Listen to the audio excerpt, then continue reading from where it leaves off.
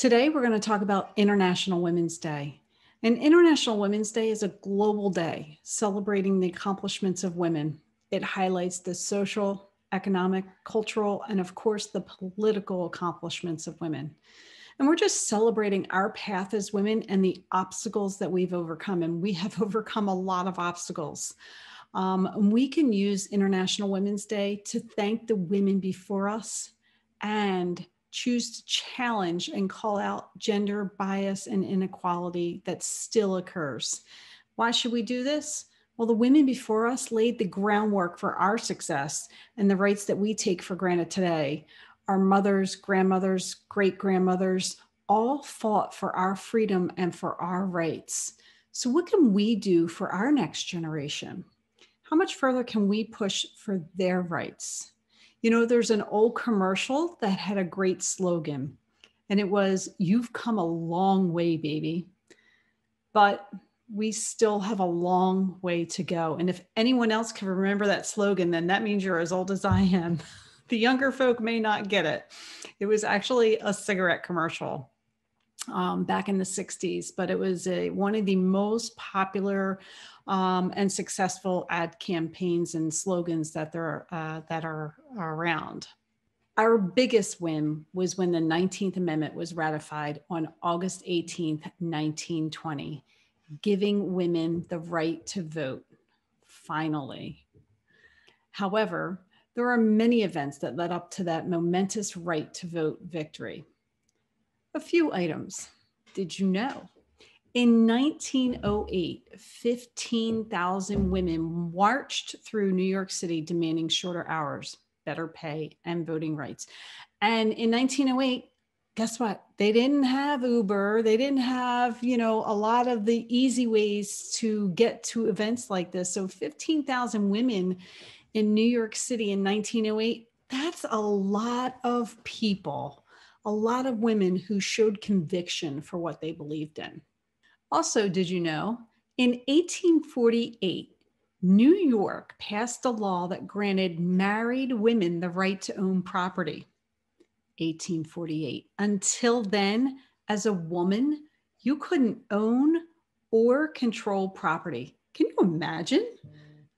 That's what I want the girls, the ladies that are coming up behind us to say about some of the things that we do now, the things that we still have to deal with in 10, 20, 50 years, for them to look back and say, can you imagine, and have that face that I'm projecting right now, like disbelief. Can you imagine?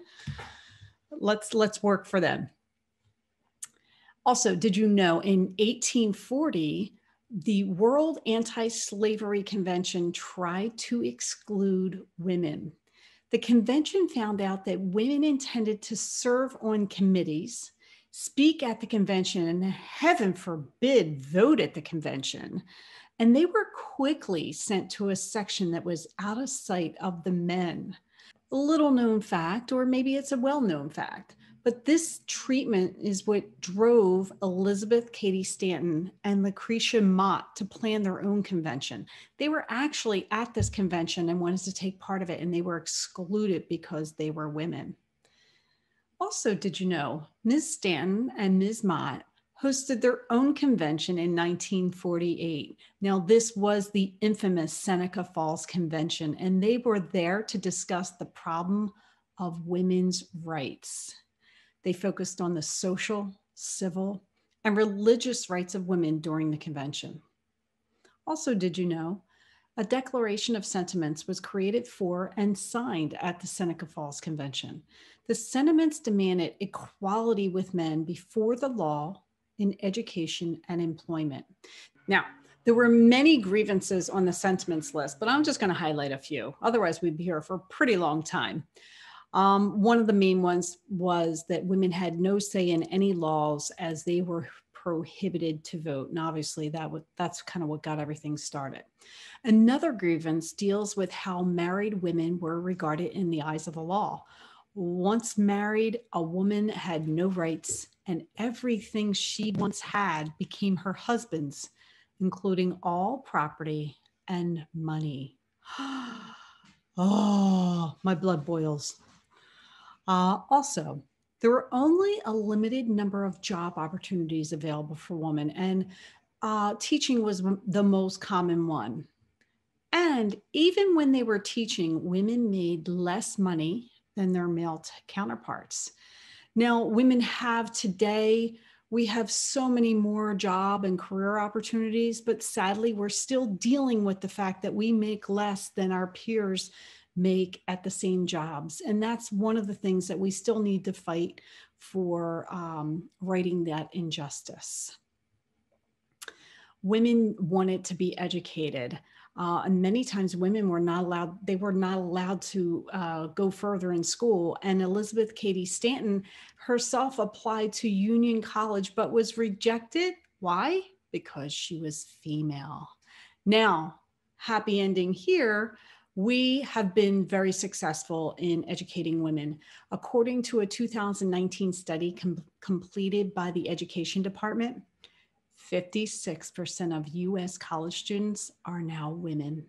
Good job, ladies. Good job.